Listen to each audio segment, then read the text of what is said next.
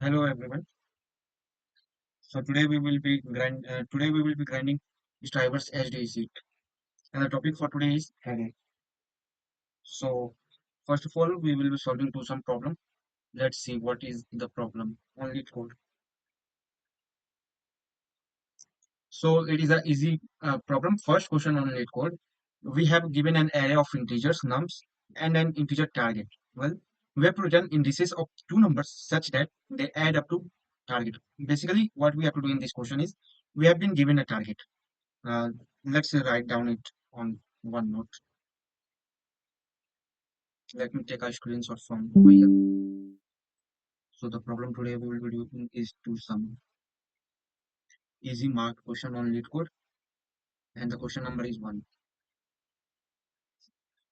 Let me paste down. Yes. So what we have to do? We have been given a nums array in the question. It is containing integer data type integers, and we have been given a integer target. And what we have to do? We have to pick two numbers from the nums array. We have to pick two numbers from the array such that the sum of these two numbers adds to the given target, to the target value. There may be more than one possible cases, but let's read.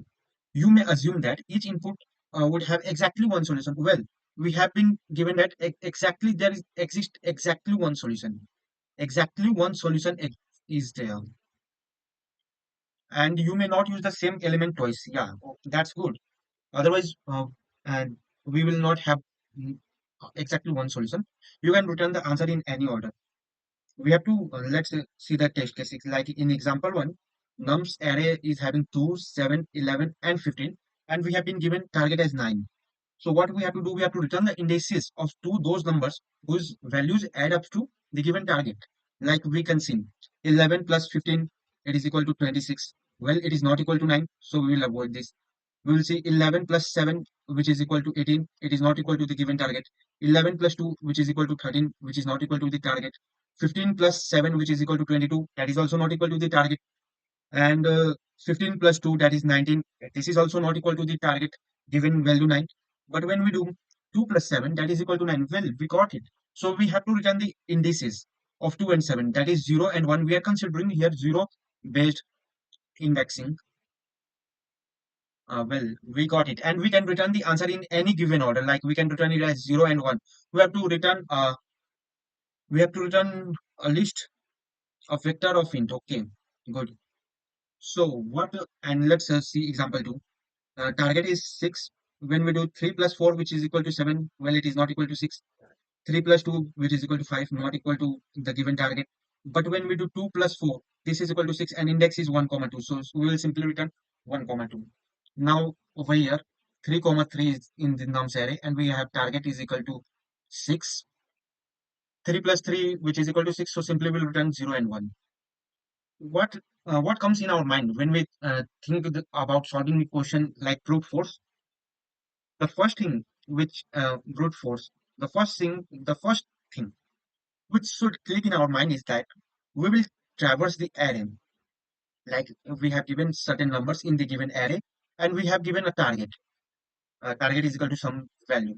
What we'll do, we'll start a pointer from here in I pointer, and we will run a more for loop that will traverse all the possibilities from starting from this index, like j. J is equal to I plus 1, and it will go till the end, n minus 1. J will be here, I and j, one possibility, two possibility, three possibility. If we will not get value equal to target, we will do a for loop for I that will be traversing over the array. Then we'll move I pointer over here, and j will start from I plus j, I plus 1. So it will start from here. It will go over here. Then again, I will go over here. J will be here. So, and I will be going from 0 to n minus 2. And we can find the answer. So we can write like for int I equal to 0, I less than nums dot size minus 2 minus 1 I plus plus. Inside the for loop will again run a for loop that will be traversing all the possibilities. Int j is equal to I plus 1, and j will be going till the end of the array. That will be nums dot size and j plus plus. What we are going to do over here is we'll check with a if condition. If nums of I plus nums of j, if is it equal to target, our task is done. We have to simply return the indices. Return curly braces I comma j. It will return, and the for loop will end over here.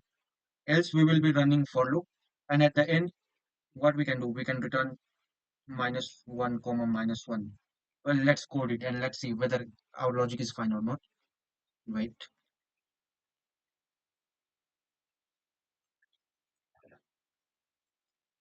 So the first thing which we are gonna do over here is brute force. Brute force. What I'm going to do, we can declare the size of the array nums dot size. Then we can run two for loops for in I equal to 0 to I less than n minus 1 I plus plus, and again we will run a for loop which will be starting from I plus 1 int j equal to I plus 1 j less than n and j plus plus. Inside this for loop we will check if condition. If nums of I plus nums of j is it equal to the target, our task is done. Simply return the indices. Return I comma j. Else what we will do? We will return not else. We will keep minus one comma one. But in the question we have been stated that there exists one solution. Let's run it. See, we all the test cases are passed over here. Let's submit the code. Well, fine. It is running. But now let's discuss the time complexity and space complexity. As we are not using any extra space, so it will be order of one, linear. And when talking about space time complexity, we are running two for loops, which is equal to order of n square, which is not good. We can optimize this question. So now, what we will do, we will optimize it. For optimizing, what we can do, we can use a map, unordered map, and that we will having a key and a value. In the key, what we will do, we will take the nums of I, and in the value we will store the index of that particular element. Here will be element of array given nums array and index of that particular array and that particular element in the given array nums. So we will declare unordered map. Our logic, we should discuss the logic. We will code over there on the lead code. So unordered map will be declared. What we will do, we will run a for loop that will be traversing the given nums, and that will be going from I barabar 0 to n and I plus plus. Inside this, what we will do, when we will have nums of I, we can calculate the required number. That will be target minus nums of I, which is equal to int of target. Our task is to find this target required one, whether required one exists in the map or not. If it does, we can simply return the value from the map and the nums I over from over here. If it is not present, like we will do, if pp.find is not equal to required, if it is true, means we got it. We got it. Simply what we will do, we will return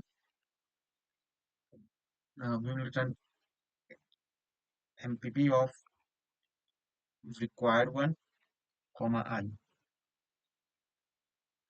Else what we will do, we will push nums of I in the map. Mpp of nums of I equal to I. That will be storing the index of the particular element.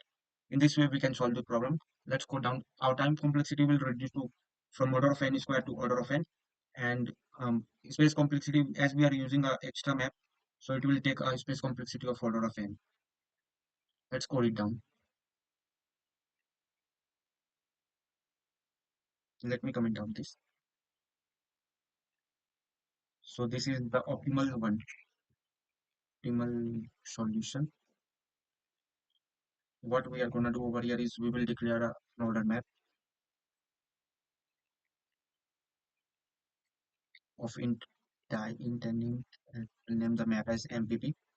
Now we will traverse the array for int I equal to 0, I less than nums dot size, and we will do I plus plus. We will calculate the required one. Int required req is equal to target minus nums of I. Now we will traverse the map. We will see whether it exists or not. If mpp dot find find what required is not equal to mpp dot end, so we got it. If it returns true, means we got the number. What we'll do, we will return uh, mpp of required, that will be the index and the current index, which is I. Else what we'll do, else we'll push the nums of I with its index, mpp of nums of I equal to I, and we will return it. Return and then return -1 comma -1. Let's run the code. As we can see, all the test cases are passing. Let's submit it. So we can see our time complexity has been improved. It is much faster than the previous one. So in this way, we can solve the two sum problem. It's a quite good problem to start with, array, and we will follow up the driver SDE sheet. We will be grinding it. Thank you for watching my video.